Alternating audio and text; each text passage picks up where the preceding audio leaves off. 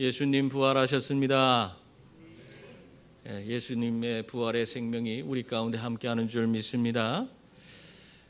우리들의 신앙생활의 핵심이 어디에 있겠습니까? 우리들이 잘 먹고 잘 사는 것, 신앙생활을 통해서 그것을 이루려고 하는 것입니까? 어떤 사람들은 그런 말도 해요. 내가 힘들고 어려울 때 도움받기 위해서 나는 신앙생활한다, 그런 얘기를 하는 사람도 있습니다. 물론 그런 때에 도움을 받을 수도 있지만 꼭 그 사람들의 생각처럼 자신의 어려움을 이겨내기 위해서 신앙생활하는 것도 아닙니다. 그렇다면 우리가 신앙생활하는 그 근본적인 이유가 대체 무엇입니까? 그것은 우리 죄를 위해서 모진 고난 겪으시고 죽으셨다가 다시 살아나신 예수 그리스도로, 그분을 믿고 그분의 은혜 가운데서 내 죄의 사함을 받고 그분으로 말미암아 주어지는 구원과 영생과 천국을 우리가 누리기 위해서 우리가 이렇게 신앙생활하고 있는 것입니다. 그렇기 때문에 우리들의 신앙생활은 철저히 예수 그리스도의 죽으심과 부활에 초점이 맞춰져야 하는 것입니다. 왜 그렇죠? 예수 그리스도의 죽으심이 없으면 우리의 죄 문제는 해결되지 않는 거예요. 예수 그리스도께서 십자가에 달려 우리를 대신해서 우리의 죄 문제를 해결해 주셨기 때문에 오늘 우리는 구원받고 주님 앞으로 나아갈 수가 있는 그런 자격을 얻는 그런 자들이 된 것입니다. 우리들은 결국에는 만약에 예수 그리스도의 죽으심이 없었다면 우리는 심판받아서 우리 죄에 대한 책임을 우리가 지고 지옥 권세 아래서 영원한 형벌을 받아야만 하는 그런 자들이었습니다. 그리고 또한 그리스도의 부활이 없다면 우리의 죽음의 문제도 해결되지 않아요. 죽음을 이기신 주님께서 우리와 함께 하시기 때문에 우리 또한 그 주님의 부활의 생명에 참여한 자가 되어서 우리는 죽지 않고 영생을 얻고 천국으로 나아가는 그런 존재가 된 줄 믿습니다. 그렇기 때문에 예수 그리스도의 죽으심과 부활, 이것은 우리 신앙의 핵심이고 또 아무리 강조해도 부족함이 없는 그러한 것이라고 할 수 있는 것입니다. 오늘 말씀 1절을 보면 형제들아 내가 너희에게 전한 복음을 너희에게 알게 하노니 이는 너희가 받은 것이요 또 그 가운데 선 것이라, 그렇게 말씀하고 있습니다. 여기에서 이 말씀 가운데서 바울이 뭘 하고 있는 거예요? 내가 너희에게 전한 복음을 너희에게 알게 한다. 그러니까 지금까지 내가 전해준 모든 복음의 내용을 다시 한번 너희에게 들려주겠다, 그 얘기를 하고 있는 것입니다. 여러분, 바울이 이렇게 자기가 정말 복음의 핵심에 대해서 내가 이제까지 전한 것이 무엇인지 이걸 왜 반복해서 이야기해 주는 것입니까? 너무나 중요하기 때문에, 그 내용이 정말 우리 믿는 사람들에게 가장 중요한 것이기 때문에 우리가 반복해서 이야기하는 것입니다. 여러분, 우리 아이들에게 심부름 시켜보셨어요? 예전에 저는 우리 아이들한테 심부름을 자주 시켰는데, 우리 아이들이 심부름하면 제가 거기다 용돈도 주고 그러니까 굉장히 심부름을 하는 것을 좋아했어요. 이 아이들이 심부름을 할 때 제가 항상 반복해서 이야기를 합니다. 왜 그러냐면 내가 원하는 것을 사오지 않을까 봐. 그렇기 때문에 계속해서 얘기를 해요. 얘들아, 가서 우리 짜장면 먹고 싶으니까 짜장라면을 좀 사와라. 그런데 짜짜 땡땡을 사와야지 짜파 땡땡 사오면 안 돼. 저는 짜파 땡땡을 싫어했어요, 그때. 근데 짜짜 뭐는 안 나와. 요즘엔 어떻게 그런 게 보이질 않아요. 그래서 항상 아이들한테 갈 때면은 짜짜 땡땡 사와야지 짜파 땡땡 사오면 안 돼. 다른 거 사오지 마. 그러면서 가는 아이들 또 뒤통수에 대고 내가 뭐 사오라고 했지? 하고 반복해서 계속해서 이야기를 해요. 왜 그렇습니까?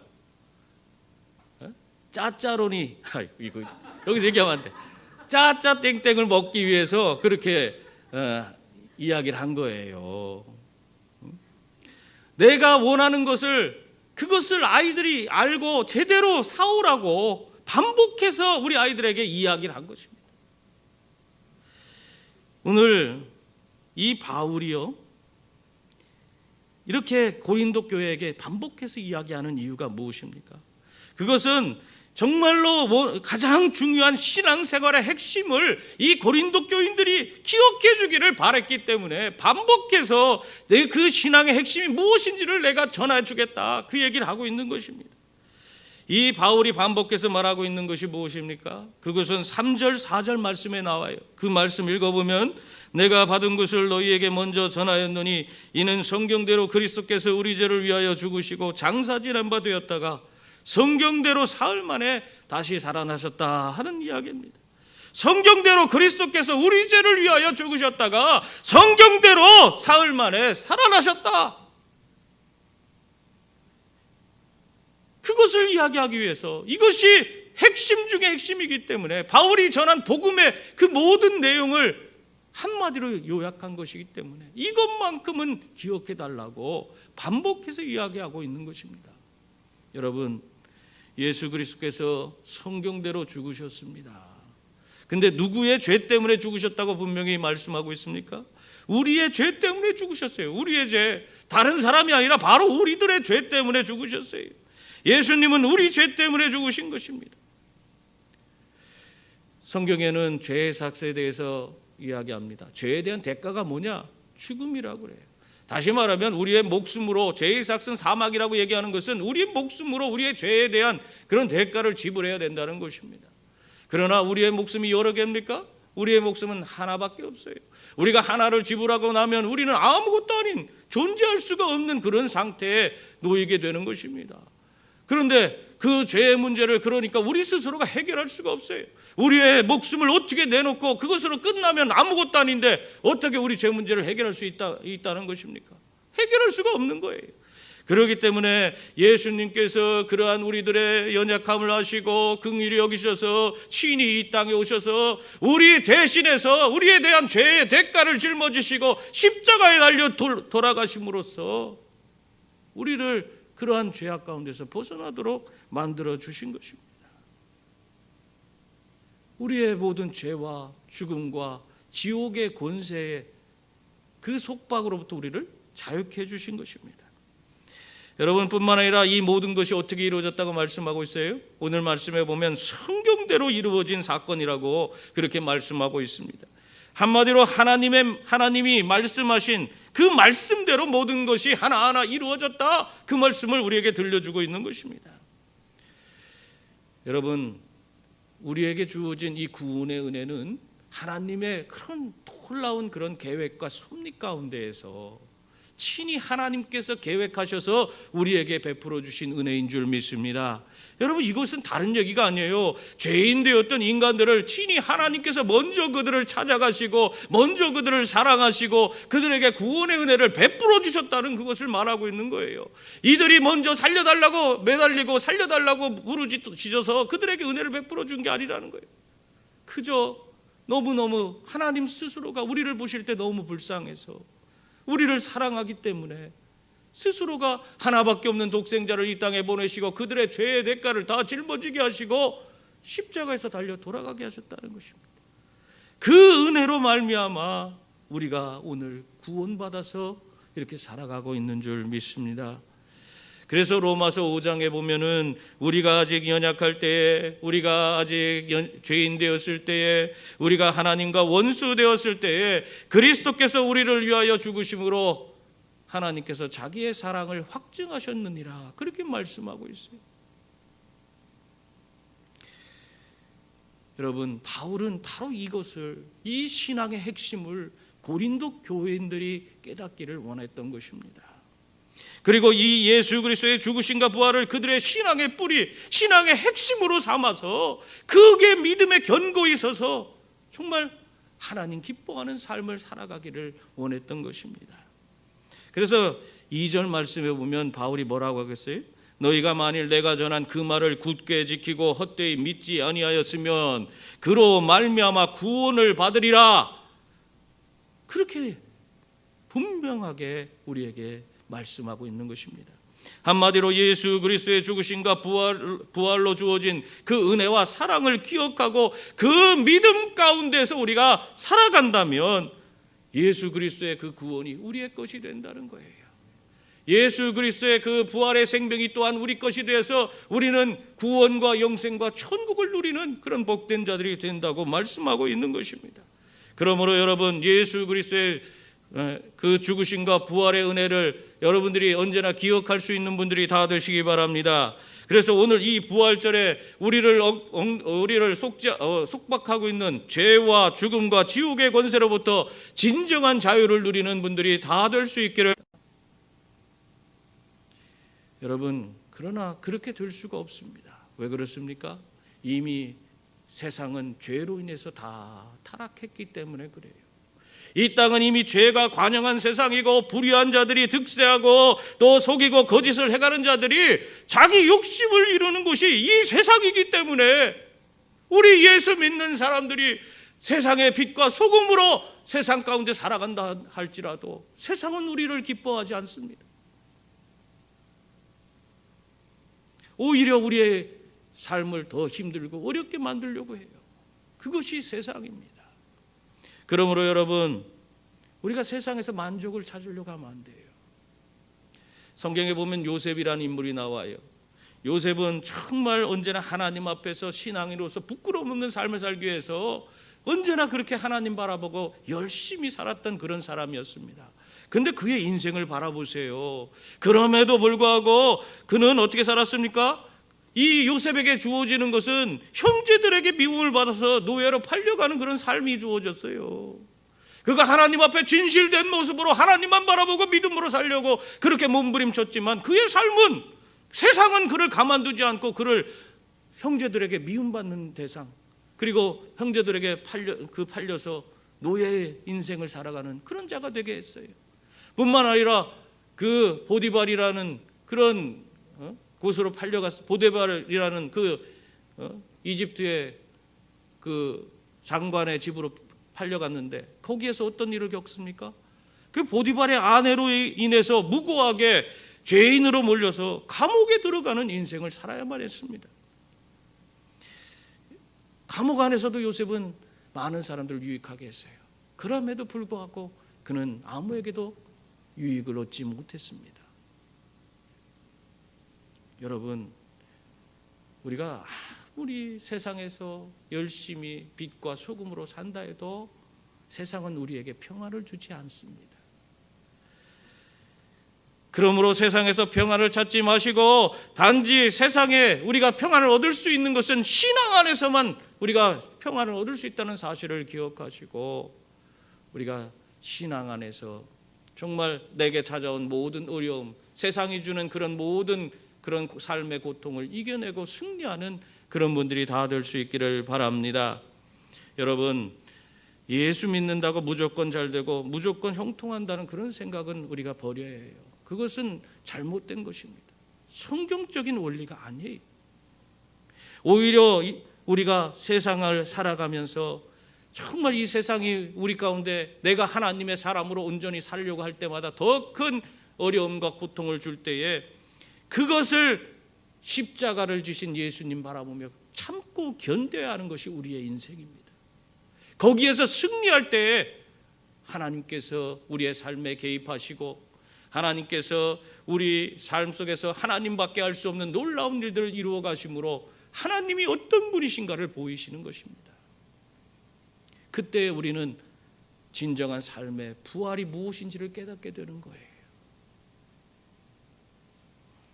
고린도후서 6장 9절부터 10절 말씀을 보면은 우리가 부활의 삶을 살아가는 자, 이 땅에 살면서 신앙 지키고 부활의 삶을 살아가는 자의 모습이 어떠한 건지를 우리에게 보여주고 있습니다. 거기에 보면 무명한 자 같으나 유명한 자요, 죽은 자 같으나 보라 우리가 살아있고 징계를 받은 자 같으나 죽임을 당하지 아니하고 근심하는 자 같으나 항상 기뻐하고 가난한 자 같으나 많은 사람을 부유하게 하고 아무것도 없는 자 같으나 모든 것을 가진 자로다. 이것이 바로 우리들의 모습입니다.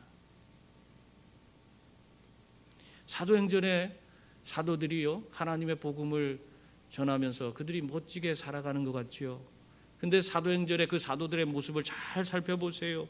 그들이 성령 충만하고 하나님의 복음을 정말 그들이 정말 최선을 다해서 열심히 전하면 전할수록 세상은 그들을 더 핍박하고 더 고통 가운데 몰아넣습니다. 그럼에도 불구하고 그들이 담대하게 세상을 향해 하나님의 복음을 외쳤을 때 하나님의 위대한 역사가 그들을 통해서 이 땅에 이루어지는 그런 기적이 나타나는 거예요. 하나님의 역사가 거기에서 나타나는 거예요. 그런데 오늘날 우리의 모습은 어떻습니까? 그저 편하고 좋은 것만 찾지 않습니까? 우리가 주님을 위해서 우리 삶을 희생하고 섬기고 어렵고 고통의 삶을 우리가 감내하고 따라 나가야 된다. 아무리 얘기해도 우리의 삶은 더 편하고 좋은 것만 찾으려고 그래요. 여러분, 그러한 삶 속에서는 우리가 부활을 경험하지 못합니다. 우리 세상이 주는 고난을 감내하고 그 속에서도 믿음 잃지 않고 십자가를 지신 예수 그리스도를 바라보고 나아갈 때에 그 속에서 우리는 하나님의 우리의 삶에 임하셔서 우리에게 진정 부활의 그 놀라운 생명의 역사를 경험하게 해주시고 정말 우리가 하나님으로 말미암아 새로운 인생을 살아가는 그런 자가 될 수 있도록 만들어 주시는 것입니다. 그것을 경험할 때 우리는 진정한 세상에서의 승리자가 되는 것입니다. 여러분, 예수님은 분명 부활하셨습니다. 성경대로 사흘 만에 부활하셨습니다. 시편 16편 10절 말씀에 보면 이는 주께서 내 영혼을 수월에 버리지 아니하시며 주의 거룩한 자를 멸망시키지 않으실 것이다. 그렇게 말씀하고 있어요. 이사야서 53장 10절에서도 여호와께서 그에게 상함을 받게 하시기를 원하사 질고를 당하게 하셨은즉 그의 영혼을 속건제물로 드리기에 이르면 그가 씨를 보게 되며 그의 날이 길 것이요 또 그의 손으로 여호와께서 기뻐하시는 뜻을 성취하리로다. 그렇게 말씀하고 있습니다. 호세아서 6장 2절 말씀에 보면 여호와께서 이틀 후에 우리를 살리시며 셋째 날에 우리를 일으키시리니 우리가 그의 앞에 서리라. 그렇게 말하고 있어요. 분명 성경은 그리스도의 부활을 말하고 있는 것입니다. 특히 이틀 후 셋째 날에 살린다고 그렇게 우리에게 말씀하고 있습니다. 이 말씀대로 예수님께서 부활하신 거예요. 뿐만 아니라 오늘 말씀은 예수 그리스도의 부활에 대한 많은 증인을 우리에게 아주 낱낱이 기록해서 보여주고 있습니다. 오늘 5절부터 8절 말씀에 보면 뭐라고 하고 있어요? 게바에게 보이시고 후에 12제자에게와 그 후에 500의 형제에게 일시에 보이셨나니 그 중에 지금까지 대다수는 살아있고 어떤 사람은 잠들었으며 그 후에 야고보에게 보이셨으며 그 후에 모든 사도에게와 맨 나중에 만삭되지 못하여 난 자 같은 내게도 보이셨느니라. 그렇게 말씀하고 있습니다. 여러분, 우리가 혼자 본 것을 가지고 사람들한테 얘기해 보세요. 내가 그것이 옳은 것이든 옳지 않은 것이든 내 마음대로 얘기해도 뭐 그 사람들이 알아요? 모르잖아요. 그래서 혼자 얘기하는 것은 너무 쉽습니다. 그러나 다른 그것을 듣는 사람들의 입장에서 생각해 보시기 바랍니다. 혼자 이야기하는 거, 다른 사람은 다 아니라는데 그 사람만 옳다고 혼자 주장하는 거, 그것을 쉽게 받아들이는 사람은 없는 것이에요. 그 말에 신뢰성이 부여되지 않기 때문에 그런 것입니다. 그래서 유대인들은 한 사람의 증인으로는 증인이라 그 말을 받아주지 않습니다. 이 한 사람의 증인의 말은 법적 효력을 갖지 못해요. 이 유대인들은 두세 사람이 증인이 될 때에 그 말이 법적 효력이 있다고 인정을 했던 것입니다. 그런데 놀라운 것은 오늘 예수님의 부활에 대해서, 이 부활의 사건에 대해서 실제적으로 자신의 눈으로 보고 예수님을 만진 사람들의 수가 이렇게 많다. 오늘 보면 몇 명이에요? 500명이 넘도록 그 많은 사람들이 있었다. 두세 명의 증인으로도 법적 효력을 갖는데 지금 예수님의 부활에 대한 그 부활을 목격한 증인들의 수는 500명이 넘는다. 그렇게 말하고 있는 것입니다. 여러분, 예수님의 부활은 단지 제자들만의 그런 경험이 아닙니다.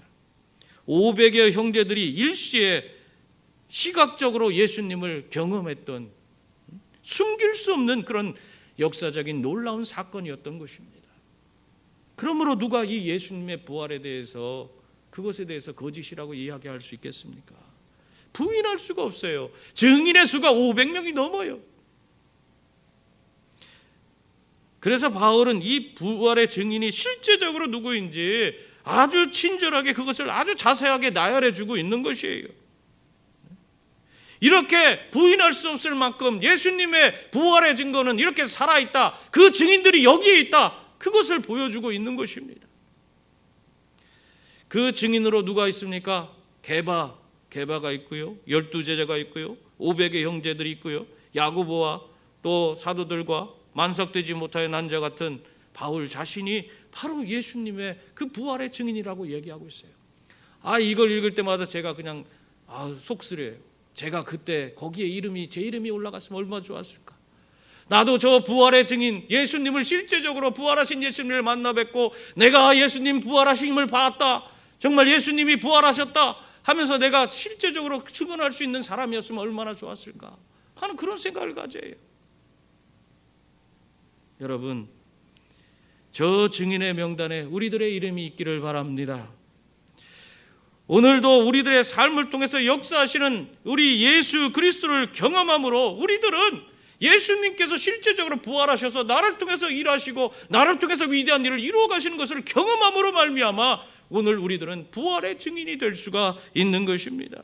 철저히 주님께 내 인생을 맡기고 그분의 주권을 인정하고 살아가면 주님이 오늘도 우리의 삶에 임하십니다. 부활의 생명으로 우리에게 더하여 주시고 그 부활의 능력으로 우리에게 임하셔서 하나님의 위대한 일들을 이루어 가시는 것입니다. 그때 우리는 부인할 수 없는 예수 그리스도의 부활의 증인으로 서게 되는 줄 믿습니다.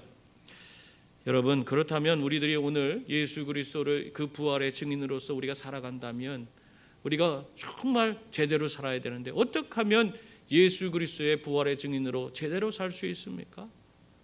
오늘 그것도 오늘 자세하게 이 바울이 우리에게 이야기하고 있어요. 그것이 무엇이냐면 자기에게 주어진 모든 것이 다 하나님의 은혜라는 사실을 깨닫는 자가 바로 부활의 증인으로 살 수 있다. 그렇게 이야기를 하고 있어요. 9절부터 10절 말씀 보세요. 거기 보면은 나는 사도 중에 가장 작은 자라 나는 하나님의 교회를 박해하였으므로 사도라 칭함받기를 감당하지 못할 자니라. 그러나 내가 나 된 것은 하나님의 은혜로 된 것이니 내게 주신 그의 은혜가 헛되지 않. 신약 성경의 대부분을 차지하고 있는 그의 서신은 교회에 지대한 영향을 끼치고 있었습니다. 참 대단한 일을 이룬 사람이에요. 그러나 비록 그러한 사람일지라도 그의 과거가 어땠어요? 그는 교회를 박해하던 박해자였습니다. 스데반이 순교할 때 사람들을 선동해서 그 스데반을 죽도록 그렇게 내몬 사람이 바로 이 예전에 바울의 과거 이름이 사울이잖아요. 사울이었습니다. 사울은 하고자는 그런 마음을 가지고 있었던 그런 어떻게 보면 교회에 정말로 교회에 아주 치명적인 그런 박해자였던 것입니다. 그런데 그런 사람을 예수님이 만나 주셨어요. 만나 주셨을 뿐만 아니라 이러한 사람을 이방인의 사도로 세워주시고 하나님의 위대한 일들을 감당할 수 있도록 그렇게 만들어 주셨어요. 이 바울의 업적이 얼마나 대단합니까? 그런 위대한 인물이 될 수 있도록 하나님께서 만들어 주신 것입니다. 하나님의 은혜가 이 바울에게 임한 것이에요. 그랬기 때문에 그는 전 세계를 다니면서 자기 목숨을 내어놓고 하나님의 복음을 전할 수 있었고 나중에 로마까지 가서 복음을 전하다가 단두대에서 목이 잘려 죽는 그런 순교자가 될 수 있었습니다. 하나님의 은혜가 그에게 임했기 때문에 은혜를 그가 받았기 때문에 순교자의 자리까지 나아간 것입니다. 그래서 그는 예수 그리스도의 부활의 증인으로서의 삶을 온전히 살 수 있었던 것입니다. 여러분, 우리들도 마찬가지예요. 하나님의 은혜가 아니면 우리가 어떻게 신앙인이 됩니까? 하나님의 은혜가 아니면 우리가 어떻게 하나님 앞에 나와서 예배드리는 자가 돼요? 하나님의 은혜가 아니면 우리가 정말 어떻게 내 모든 삶 그 구비구비 그 어려움들을 이겨내고 오늘 이 자리에 있겠습니까? 모든 것을 돌아볼 때 하나님 은혜가 아닌 것이 하나도 없어요. 내 자신을 내가 가만히 살펴봐도 나 같은 존재가 어떻게 하나님 은혜를 받아서 이렇게 예수 믿고 내가 신학교 가서 이렇게 하나님의 복음을 전하겠다고 강단에 서게 됐는지 그 모든 것이 생각하면 생각할수록 하나님의 은혜가 아니고는 이렇게 될 수가 없다. 그런 생각이 드는 거예요. 여러분, 우리는 은혜 아니면 도저히 하나님 앞에 설 수 없는 자들입니다. 그러므로 이 시간 하나님이 베풀어 주신 은혜를 여러분 돌아볼 수 있기를 바랍니다. 가만히 자신의 삶의 그 모든 여정을 한번 돌아보세요. 하나님 은혜 아닌 것이 무엇이 있는지 한번 살펴보세요. 모든 것이 다 하나님의 은혜인 줄 믿습니다. 여러분, 은혜 받은 사람만이 하나님의 뜻을 행할 수가 있어요. 은혜 받은 사람만이 복음 들고 땅까지 이르러 하나님의 증인의 삶을 살 수가 있는 것입니다. 부활의 증인이 그냥 되는 것이 아니에요. 하나님의 은혜를 받은 자만이 부활의 증인으로서의 삶을 살아가게 되는 것입니다. 사랑하는 성도님들, 예수 그리스도께서 우리 죄를 해결해 주시기 위해서 그 모진 십자가를 지셨습니다. 그리고 사망의 권세를 이기시고 다시 살아나셨습니다. 이러한 은혜로 우리들은 예수 그리스도 안에서 구원과 영생과 천국을 소유한 그런 자들이 되었어요. 하나님의 은혜가 아니고는 이러한 일이 우리에게 주어질 수가 없습니다. 그러므로 여러분의 삶의 모든 것을 다 주님 앞에 맡기시고 철저히 정말 예수 그리스도의 부활의 생명으로 살아가는 그런 부활의 증인들이 다 될 수 있기를 바랍니다. 오늘 바울은 11절 말씀에서 뭐라고 하고 있어요? 그러므로 나나 그들이나 이같이 전파하며 너희도 이같이 믿었느니라, 그렇게 말하고 있어요. 한마디로 말하면 모두 다 예수 그리스도의 그 은혜로 부활의 증인으로서 하나님의 복음을 전하는 자가 되었다, 그렇게 말하고 있는 것입니다. 그러므로 우리 모두 나의 나 된 것이 다 하나님의 은혜임을 기억하고 부활의 증인으로 삼아서 정말 우리가 땅끝까지 이르러 증인의 삶을 살아갈 수 있는 그런 저와 여러분이 다 될 수 있기를 주님의 이름으로 축원합니다. 기도하겠습니다.